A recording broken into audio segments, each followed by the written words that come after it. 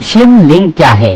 ब्रह्मांड में घटित होने वाली घटनाओं को रोचक कथा के रूप में प्रस्तुत करने में भारत के ऋषियों की बराबरी कोई नहीं कर सकता। भारत के ऋषि वैज्ञानिक, कवि और अध्यात्म का विविध संगम है।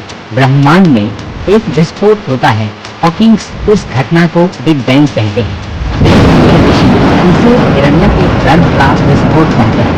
पुराण कहता है कि ब्रह्मांड की रचना कायाकुंड भोग के संकल्प से हुई, जबकि एक पुराण का ऋषि इसी घटना का वर्णन कुछ इस प्रकार करता है।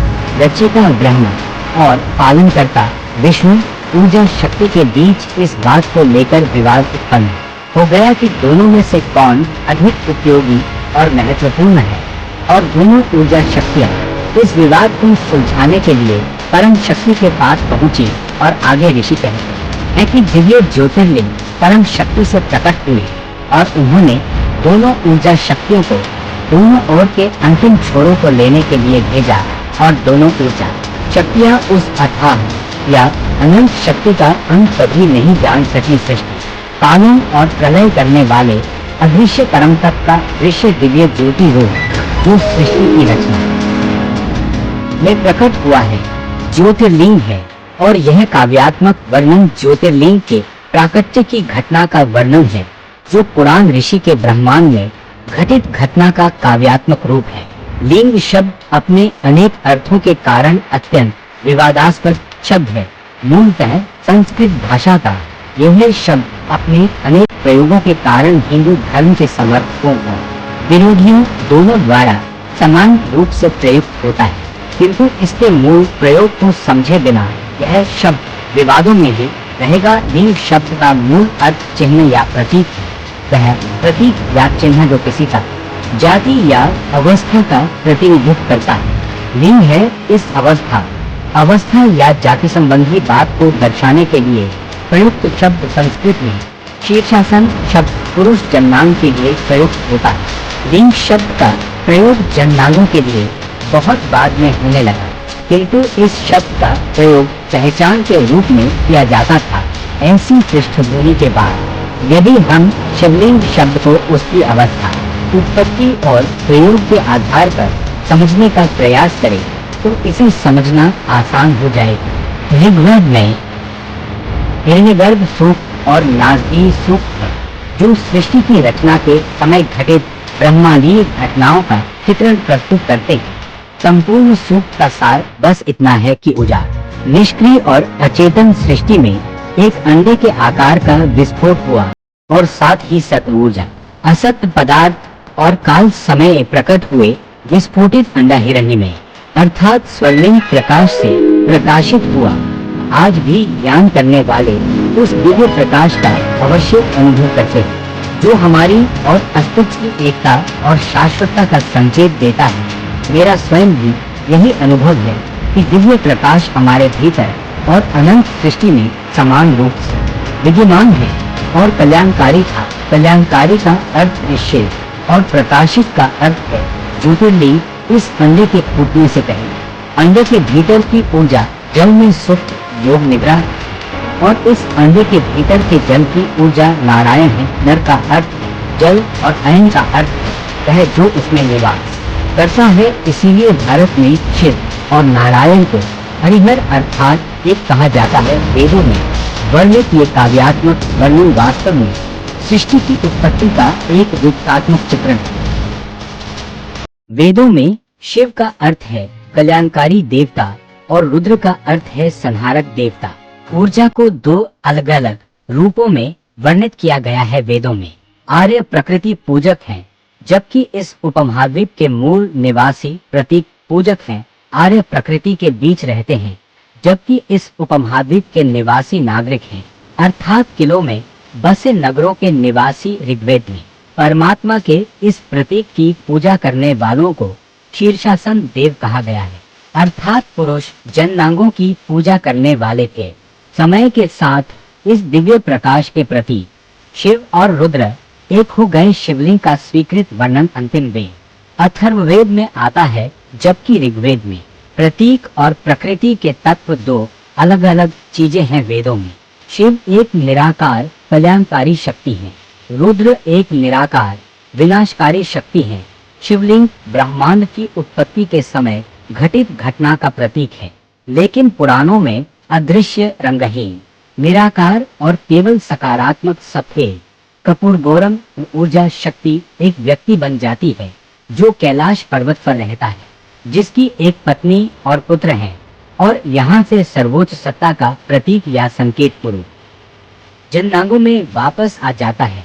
बहुत बाद के पुराण जैसे शिव पुराण और लिंग पुराण वेदों में वर्णित प्रकृति और ऊर्जा के अदृश्य और निराकार तत्वों को एक मानवीय रूप देते हैं, और यहाँ से प्रतीक या संकेत पुरुष जननांगों में वापस आ जाता है। लेकिन हमारे पास कुछ भी पढ़ने या समझने का समय नहीं है, तो फिर दूसरे लोग अपना चित्रण हम पर थोपते हैं और इसके लिए हम ही जिम्मेदार होते हैं।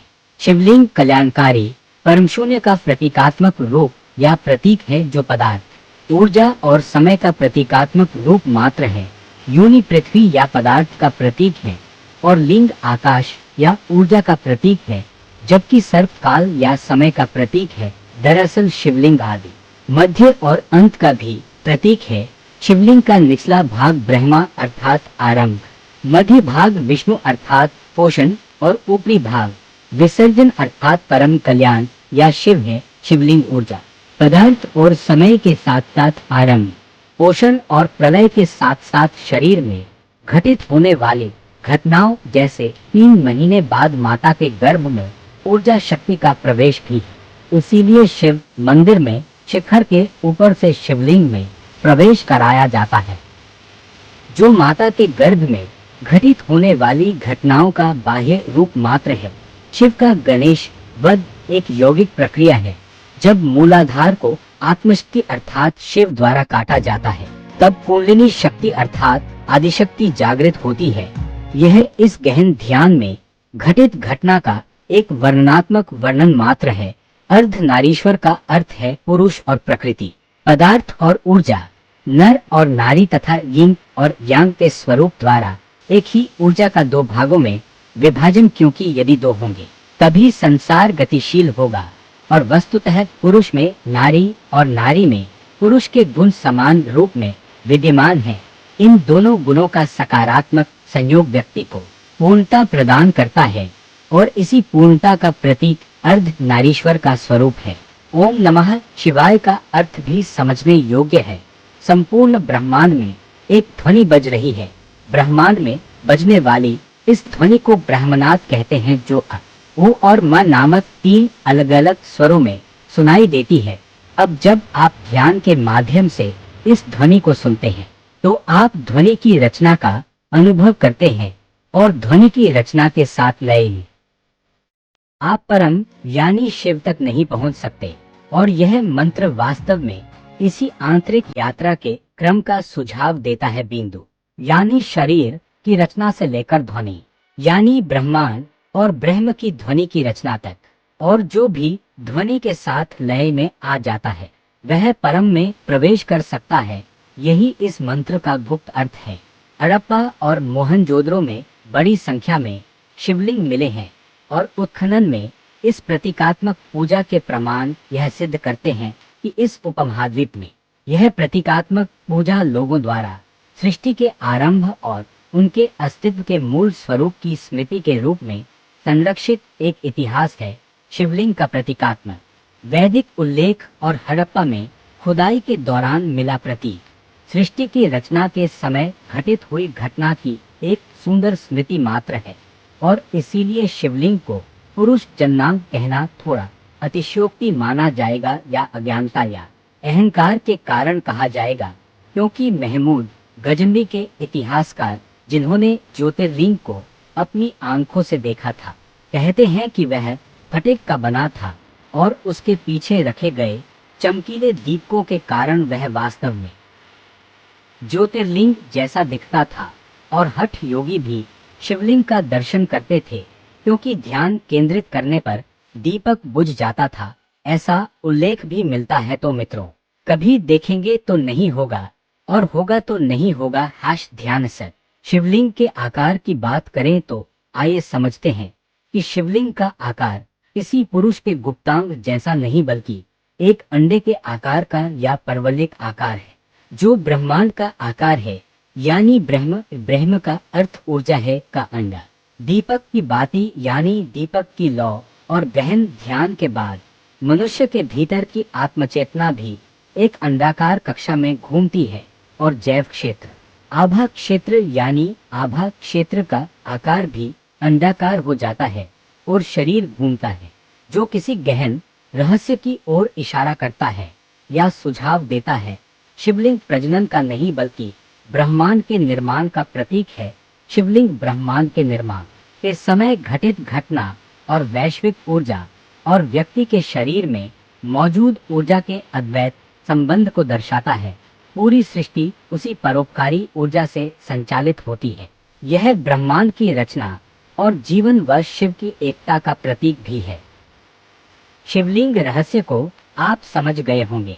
दोस्तों, ऐसे लेटेस्ट अपडेट को देखने के लिए हमारे चैनल आध्यात्मिक दुनिया को सब्सक्राइब करें और बेल आइकॉन पर क्लिक कर ऑल नोटिफिकेशन पर क्लिक करें, जिससे आने वाली हर अपडेट आपको सबसे पहले मिल सके।